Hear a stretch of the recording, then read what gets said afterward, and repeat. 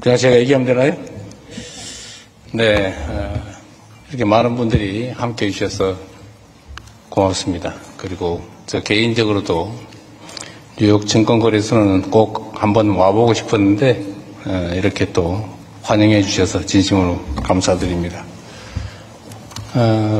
미국은 자본주의 시장 경제를 이끌어가는 선두주자인 동시에 핵심이기도 합니다. 대한민국은 역시 미국의 지원과 협력으로 6.25 전쟁에서 살아남았고 또 그 엄청난 협력과 지원 덕택에 해방된 식민지 중에 유일하게 민주주의와 또 경제적 번영을 동시에 이뤄낸 유일한 나라가 됐습니다. 지금은 새로운 국제 질서가 만들어지고 있는데 이제 새로운 길을 또 찾아 나가야 되는 혼란의 시기이기도 하지만 우리 대한민국으로서는 새로운 기회를 가지게 됐다라고 생각합니다. 시간이 그렇게 많지 않으므로 대한민국 시장 경제 상황에 대해서 대한민국 대통령으로서 몇 가지 말씀을 드리려고 합니다. 미국 시장도 사상 최고치를 연일 갱신하고 있지만 대한민국 시장 역시 사상 최고치를 계속 갱신하고 있습니다. 제가 대통령 선거 기간 동안에 이런 말씀을 드렸어요.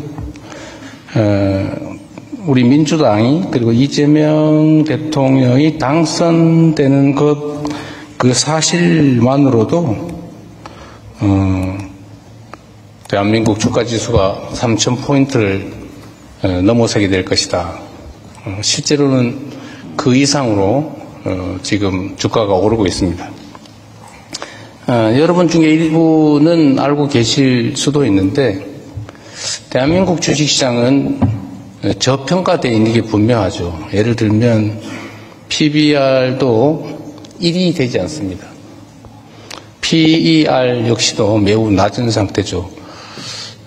저개발 단계 국가들의 PBR이나 PER보다도 훨씬 낮습니다. 대체 왜 그럴까? 대한민국 기업들의 개별 실력 그리고 실적은 정말로 높이 평가할 만한데 주가는 왜 그렇게 낮게 형성되어 있을까? 여러분도 다 아시죠? 몇 가지 원인이 있습니다. 그 첫 번째는 한반도의 지정학적 리스크죠. 혹시 전쟁이 지금 정전 중인, 휴전 중인 나라인데 또 군사 밀도도 높고 혹시 무슨 일 생기지 않을까? 그것도 영향을 미칠 겁니다. 또 한 가지는 매우 부끄러운 일이기도 한데 기업 경영이나 지배 구조가 매우 불투명하다, 불공정하고 불합리하다라는 것입니다. 좋은 주식이라고 사놨는데 어느 날 보니까 갑자기 물적 분할이나 뭐 이런 걸 통해 가지고 알맹이가 싹 빠져나가는 그런 황당한 일이 벌어지기도 하죠. 그 외에도 여러 가지 많습니다. 세 번째는 시장의 불공정성이죠. 뭐 정말로 부끄러운 일이고 그러나 앞으로는 시정이 명확하게 되겠지만 뭐 주가 조작이 그냥 공공연하게 이루어지고도 그에 대한 제재가 분명하지 않다. 뭐 이런 점들이 있죠. 그리고 또 한 가지는 이제 정치적 불안정성, 예측의 불투명성, 대한민국 경제와 산업은 어느 방향으로 가게 될까? 이 점에 대해서 확고한 방향성이 보이지 않았던 측면이 있습니다. 그리고 외국인 투자자들이 한국 시장에 투자하는데 약간의 장애 요소들도 있었던 게 사실이죠. 그런데 이게 이제 다 바뀔 겁니다. 대한민국 국민들도 이제 그 점을 믿죠. 특별한 현실적 개선 조치가 없이도 이재명 정부의 수립, 이재명 정부의 출발 자체만으로도 이 시장이 이제 정상화되겠다. 어느 정도는. 그 기대만으로도 주가는 올라갈 수밖에 없는 거죠. 지금도 올해 전 세계에서 가장 많이 주가가 올랐지만 압도적으로 많이 올랐죠. 그러나 여전히 주가 수준, PBR 기준으로는 겨우 1.0을 살짝 넘은 정도, 그 정도에 불과합니다. PER도 마찬가지죠. 앞으로도 계속 개선될 가능성이 저는 많다고 생각합니다. 새로운 정부는 몇 가지 조치를 할 계획이고 실제로 하고 있습니다. 그 첫 번째는 시장의 불투명성, 예를 들면 주가 조작이나 불공정 거래 이런 점에 대해서 아주 가혹하다 싶을 정도로 엄정하게 대응해서 결코 부당한 거래를 통해서 부당한 이득을 얻을 수 없게 만들 겁니다.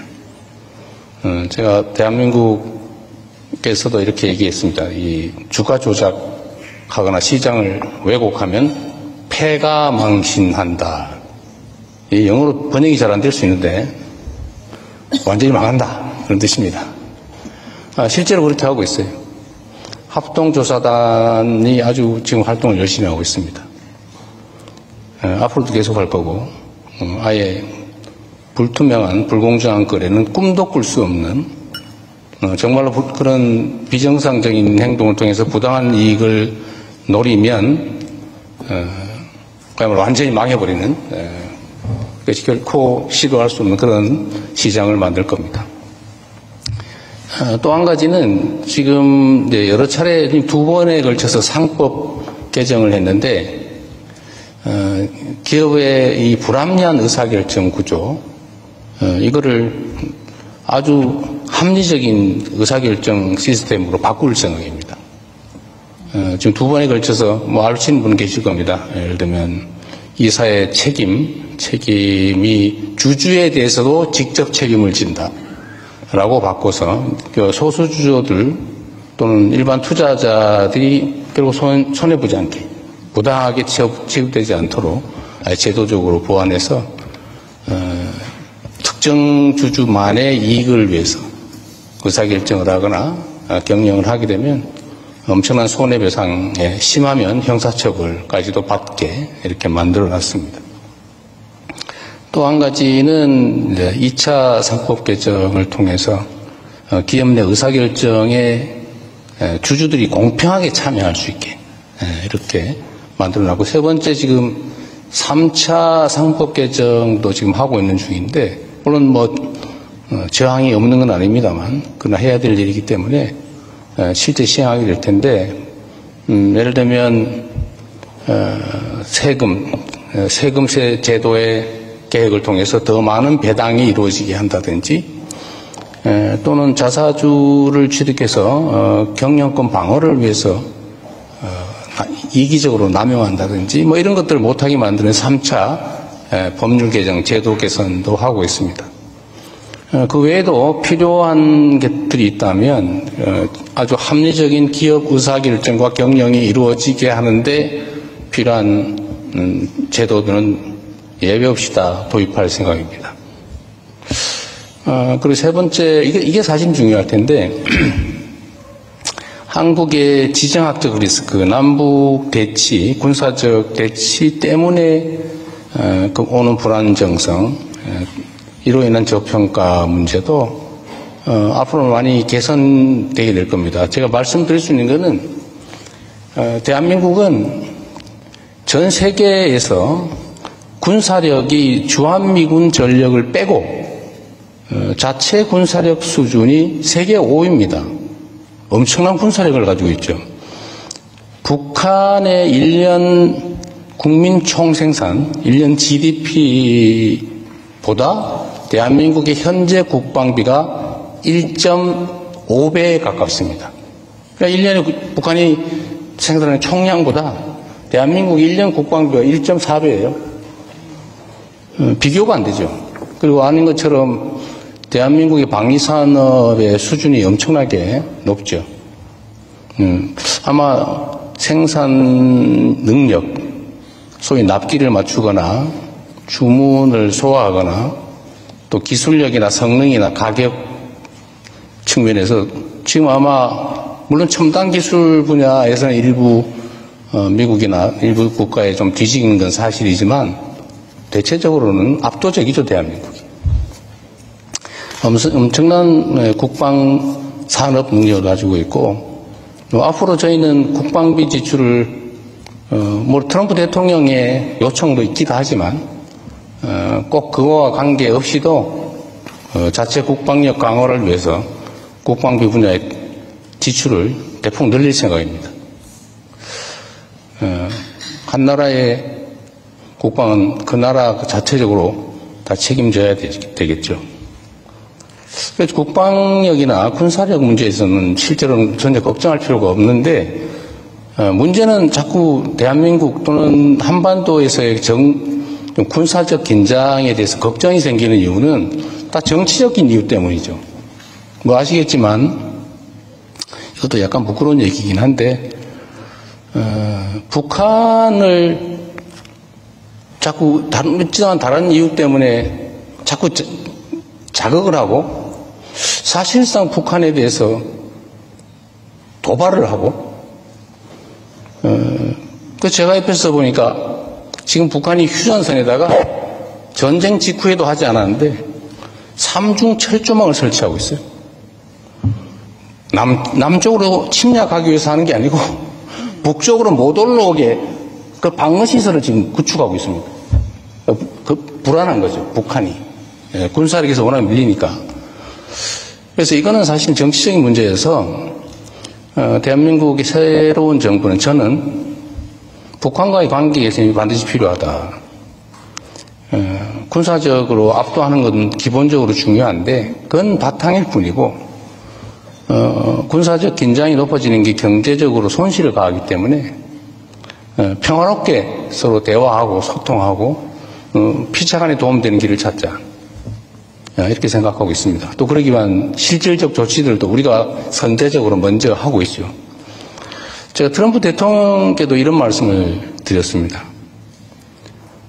북한은 체제 유지를 위해서 경제력이나 다른 국가 역량으로는 비교가 안 되니까 소위 비대칭 무력, 핵무기 개발에 수십 년 동안 매달렸고, 또 미국과의 협상을 위해서든 자기 체제 유지를 위해서든 미국에 도달할 수 있는 핵폭탄을 싣고 미국을 폭격할 수 있는 대륙간 탄도미사일 ICBM을 계속 개발하고 있죠. 거의 아직 성공은 못한 걸로 보이는데 거의 마지막 단계의 소위 대기권 재진입 기술 요거만 남겨놓은 상태라는 겁니다. 그것도 곧 해결될 가능성이 높아요. 뭐 다 아시는 것처럼 러시아와 우크라이나 전쟁 때문에 생긴 특수한 관계들, 북한과 러시아 간의 군사 협력이 강화되면서 뭐 또 새로운 우리로서는 위협 요인, 북한으로서는 기회 요인이 생기게 되겠죠. 그래서 제가 트럼프 대통령께도 이런 제안을 드렸던 겁니다. 제가 정치적 수사로 한 얘기가 아니고 진심으로 한 얘기예요.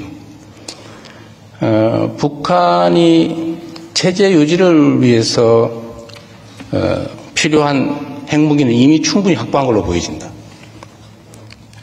그런데 1년에 계속 핵탄두 15개에서 20개 정도를 만들 수 있는 핵물질을 계속 생산하고 그 핵폭탄 제조 능력도 키우고 있다. ICBM, 미국에 도달할 수 있는 ICBM, 핵탄두를 싣고 미국에 도달할 수 있는 그 ICBM 기술도 거의 막바지에 다다랐는데, 이걸 계속 그냥 방치하게 되면 매년 15개에서 20개 정도의 핵폭탄은 계속 늘어나고 ICBM 기술은 점점 발전해서 결국 북한 체제 유지 방어를 위해서 필요한 양을 초과하는 핵무기는 그럼 어떻게 할 것 같으냐. 우려되는 점은 다른 나라로 또 수출하겠죠. 그럴 가능성이 많죠.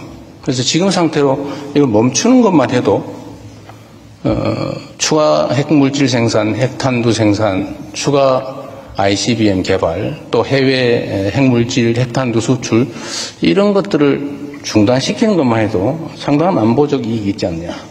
그러니까 일단 단기적으로는 핵 개발, 핵 수출, ICBM 개발을 중단하자. 중기적으로 핵 무기를 감축해 나가자.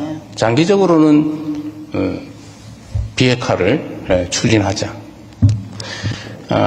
그런데 이 협상을 할 수 있는 당사자, 그리고 역량을 가진 당사자, 그리고 의지를 가지고 있는, 역량 외에 의지가 있어야 되잖아요. 의지를 가지고 있는 사람은, 그리고 북한이 믿을 만한 협상 상대는 트럼프 대통령이 내가 보기엔 유일하다. 그러니 대한민국 유일한 세계 분단 국가, 여기에 평화를 만들어내면 이게 진짜 세계사적인 평화 구축 성과가 된다. 진정한 피스 메이커가 된다. 우리는 그걸 열심히 조정하고 지원하겠다. 이 말씀을 제가 드렸던 겁니다. 그래서 이 안보 문제도 대한민국 정부가 이렇게 좀 긍정적인 포지티브한 입장을 취하고 실제 정책으로 추진해 나가면 우리가 압도적인 국방력과 경제력, 종합 방위력을 가지고 있기 때문에 사실 군사적 위협은 한반도의 위협이라고 하기 어렵죠.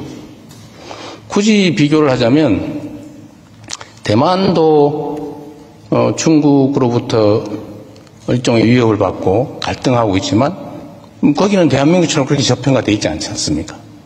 이게 다 정치적인 거죠.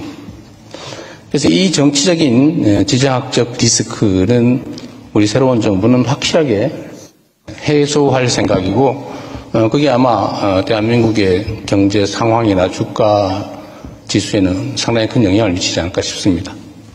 마지막으로 네 번째는 대한민국의 산업정책, 경제정책에 관한 것입니다. 사실 경제에 국가정책이 미치는 영향은 매우 크죠. 대한민국은 이제는 산업을 완전히 첨단 기술 분야, 재생에너지, 우주방위산업, 바이오 등등으로 다 대대적으로 개편할 생각이에요. 그리고 정부에서도 엄청난 투자를 실제 준비하고 있고, 확장 재정 정책을 통해서 정부의 역할도 대대적으로 늘릴 생각입니다.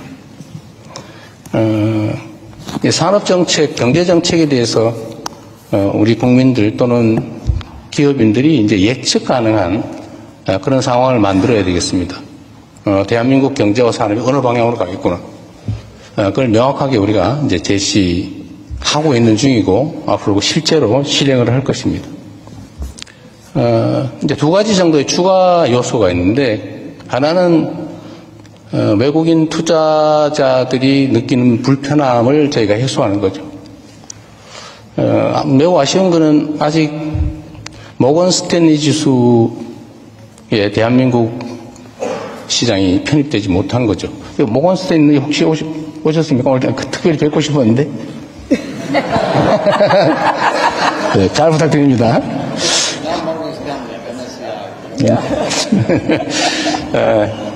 MSCI에 이제 우리가 편입되는 것은 우리가 이제 준비 정도가 부족하기 때문인데, 그 중에 제일 핵심은 역시 이제 역외 환거래 시장 문제라고 제가 들었습니다. 네, 그 문제도 저희가 아주 빠른 시간 내에 저희가 해결 또 해소할 생각입니다. 그런 외국인 투자자들의 투자에 불편함이 없도록 그런 필요한 조치는 충분히 할 생각이고, 지금 외국간 거래 시장도 지금 시간 제한이 꽤 있는데 그 시간 제한을 거의 없애는 방향으로 저희가 지금 만들고 있습니다. 또 한 가지, 아까 대한민국에 부동산 투자하시는 분이 계시던데 제가 농담으로 그렇게 말씀드렸습니다. 부동산보다는 주식으로 좀 방향을 바꾸시는 게 어떻겠습니까? 이렇게 말씀을 드렸는데, 대한민국은 실제 부동산에 대한 투자 비중이 너무 높아요. 거의 80% 가까이가 부동산입니다. 특히 주택 이런 데 다 집중돼 있죠. 그래서 대한민국은 국가 정책으로 이런 금융자산 시장으로 국민들이 투자 방향을 바꾸도록 뭐 세제든 금융 정책을 다 대대적으로 전환할 계획을 가지고 있습니다. 그래서 오늘 여기 금융위원회, 금융감독원 등등 이 부분 담당자들 일부러 다 같이 함께 왔습니다. 약간 이제 대한민국은 너무 부동산에 자산이 너무 집중돼 있어서 부동산 가격이 너무 지나치게 높고 그게 기업 생산 활동에도 지장을 주고 또 장기적으로 보면 경제적 불확실성을 높이고 있기 때문에 자산의 금융 투자도 금융기관들도 이제 생산적 영역으로 좀 전환하도록 저희가 정책적으로 다 준비를 하고 있습니다. 제가 말씀드리는 게 좀 길었는데 여러분의 의견도 조언도 듣고 싶습니다.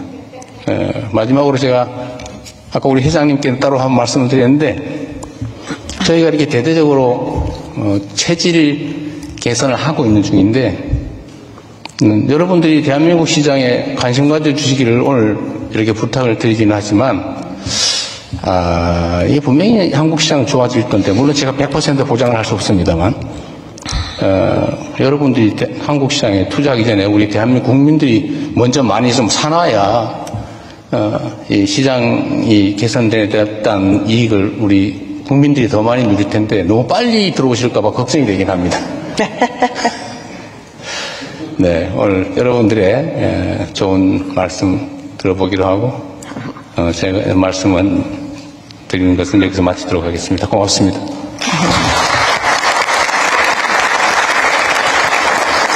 President Lee, thank you so much for those insightful comments focused on